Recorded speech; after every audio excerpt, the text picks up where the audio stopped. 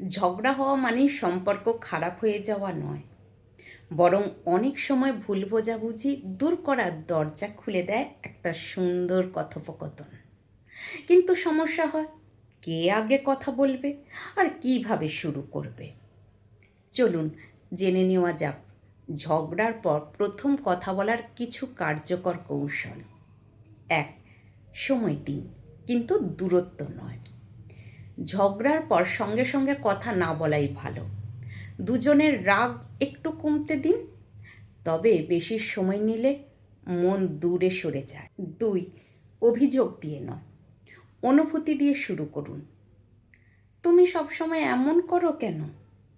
এটা না বলে বলুন, তোমার কথায় আমি কষ্ট পেয়েছিলাম। 3. কণ্ঠস্বর নরম রাখুন। শব্দের চেয়ে স্বরের প্রভাব বেশি। শান্ত স্বর অর্ধেক সমস্যায় কমিয়ে দেয়। 4. জিততে নয়, বুঝতে কথা বলুন। ঝগড়ার লক্ষ্য জয় নয়, সম্পর্ক ঠিক করা। কে ঠিক কে ভুল এটা নয়, দুজনের অনুভূতি বোঝাই আসল। 5. ছোট্ট একটা বাক্যই আপনাদের মধ্যে মিল করে দিতে পারে। আমরা কি একটু শান্তভাবে কথা বলতে পারি? এই একটা বাক্য অনেক ভাঙা মুহূর্ত জোড়া লাগাতে পারে। 6. ক্ষমা চাইতে ছোট হবেন না।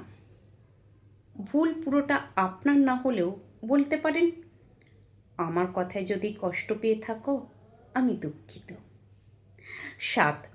স্পর্শের শক্তি ভুলবেন না।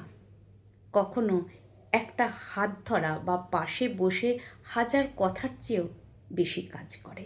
শেষ কথা, একটা সম্পর্ক টিকে থাকে ভালোবাসায়, কিন্তু টিকে থাকে আরও বেশি সমঝোতা আর যোগাযোগে।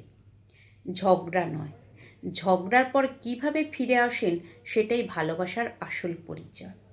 মনে রাখবেন, যে আগে কথা বলে সে হারে না, সে সম্পর্কটাকে জিতিয়ে রাখে।